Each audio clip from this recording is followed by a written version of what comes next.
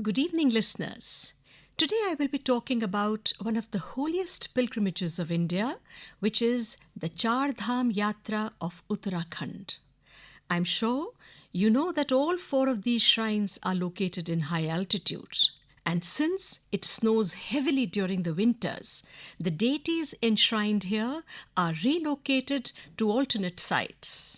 And once the snow melts, these deities, adorned in beautiful jewelry and colorful clothes, are seated in a palanquin and taken back with much fanfare to their original sites. Each of these shrines reopens during summers on a precise date calculated by astrologers. It's also interesting to note that the traditional Chardham Yatra is done in a clockwise direction, starting from west to east. So the complete yatra takes around 11 to 12 days, and it is believed that undertaking this journey purifies the soul and washes away sins, leading to salvation. Whatever be the reason, there is something compelling that draws people to these shrines. And so, despite the scorching sun and unrelenting heat, this year has seen an unprecedented number of pilgrims undertaking the Chardham Yatra. If we look at the statistics and compare it to the percentage of pilgrims that visited these dhams in the last 2 years, then in just the first 10 days of the opening of the dhams, Yamunotri saw a 127% increase, Gangotri 89% increase, Kedarnath a whopping 156% rise, while Badrinath has seen a surge of 27% pilgrims. Looking at the unimaginable and also unmanageable inflow of tourists during summers, I'm not too sure whether people know that this yatra can also be taken in September and October. It will no doubt be a little colder then, but the darshan you will get will be far more peaceful and rewarding. For now, let's delve into the spiritual depths and follow the traditional sequence with the Yamunotri Darshan that marks the beginning of the Chardham Yatra. To reach Yamunotri, you start from Janki Chatti, the closest motorable base camp. In terms of public transport, most buses go up to Badkot, which is 50 kilometers away from where you need local transport options such as sharing a jeep up to Janki Chatti. You have many various amenities and staying options there, including accommodations by the Garhwal Mandal Vikas Nigam. The 6-kilometer trek from Janki Chatti to Yamunotri is steep. So if you are not fit for the trek, consider hiring a horse or palki. At Yamunotri, devotees seek blessings from goddess Yamuna, who is regarded as the daughter of Surya, the sun god, and is the twin sister of Yam, the god of death. The actual source of Yamuna river is said to be the Saptrishi Kund, which is a small glacial lake around 16 kilometers ahead of the temple and is fed by the Champasar glacier in the Bandarpooch massif. Yamuna, the presiding deity of the temple, is in the form of a black marble idol holding a pot in her arms and standing on a tortoise. During winters, goddess Yamuna is seated in her palanquin and taken to her parental home in the Kharsali village of Uttarkashi, where she is shrined in the Sameshwar temple of Shani Dev. The next dham you visit is Gangotri. To reach it by public transport, you can take a direct bus to Gangotri from Dehradun or a layover bus to Uttarkashi from cities like Haridwar or Rishikesh.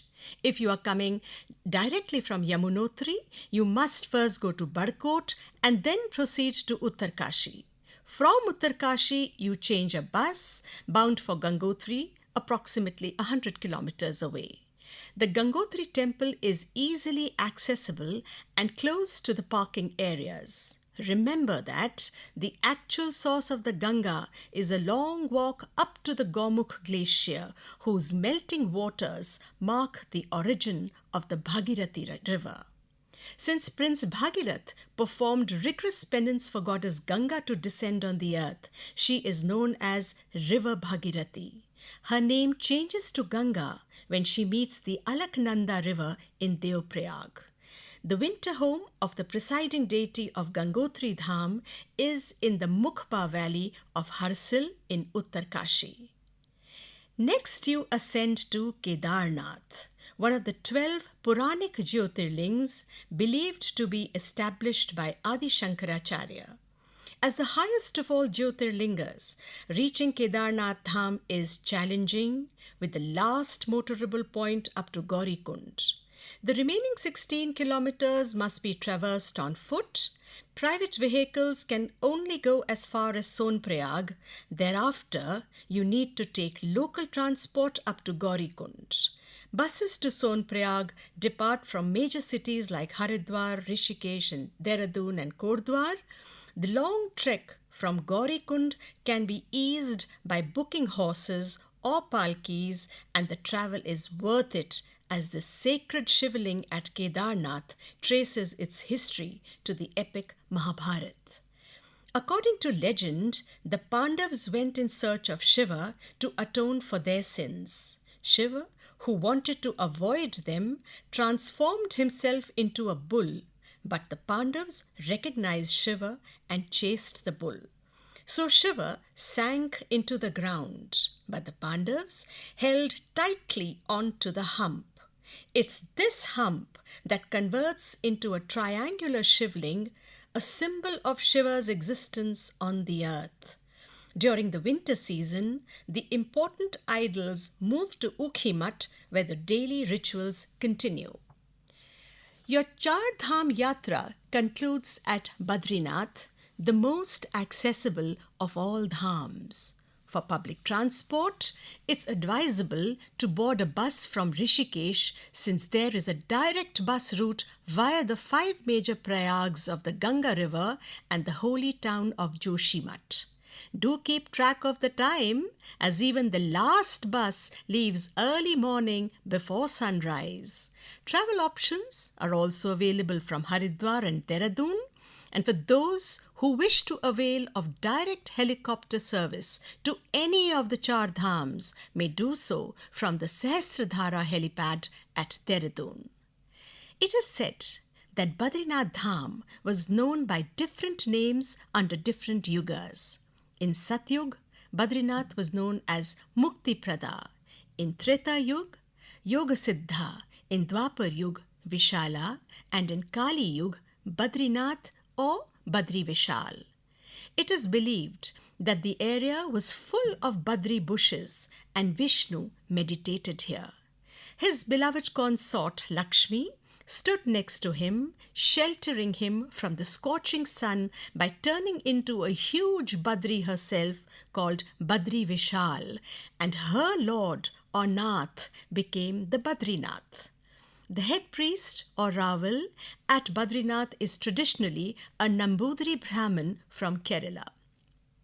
The presiding deity in the temple is a sacred black stone idol of Lord Badri Narayan, crafted from the auspicious Shaligram. During the harsh winter months, the idol of Lord Vishnu is brought down and worshipped at the nearby village of Joshimath. Surrounding the temple are many sacred and famous sites, including the nearby Mana village, where it is believed that Ved Vyas composed the epic Mahabharata.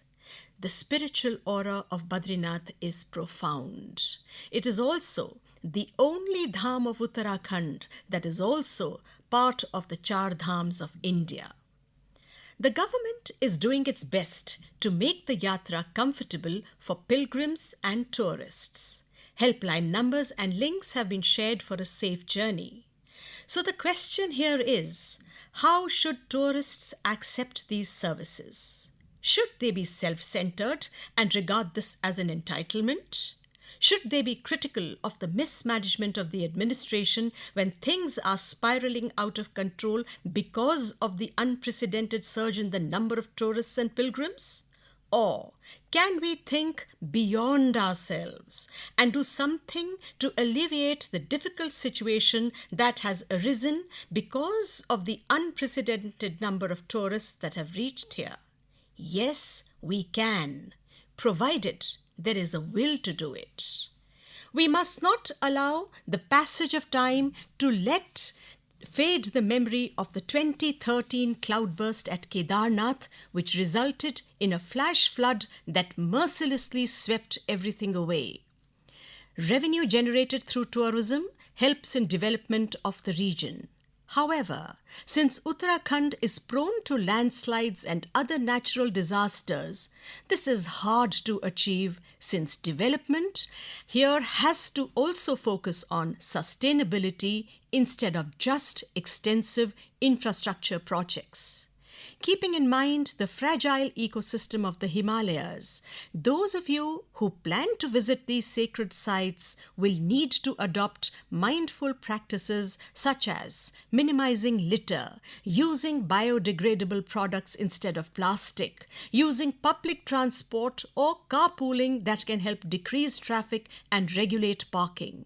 Also, remember that it is hard for local governments to manage these pilgrimage routes, so do your best to help them by registering online on the government website before you travel and provide proof of your registration where required.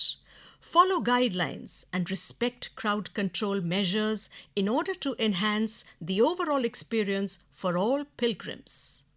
This is Devabhoomi. Let us honor the rich spiritual heritage of the Chardhams by keeping them clean. Protect and preserve these sacred hills for future generations so that they too can experience the pristine beauty and seek salvation. So listeners, regard this as your dakshina and consider this as your dharma and karma. Thank you.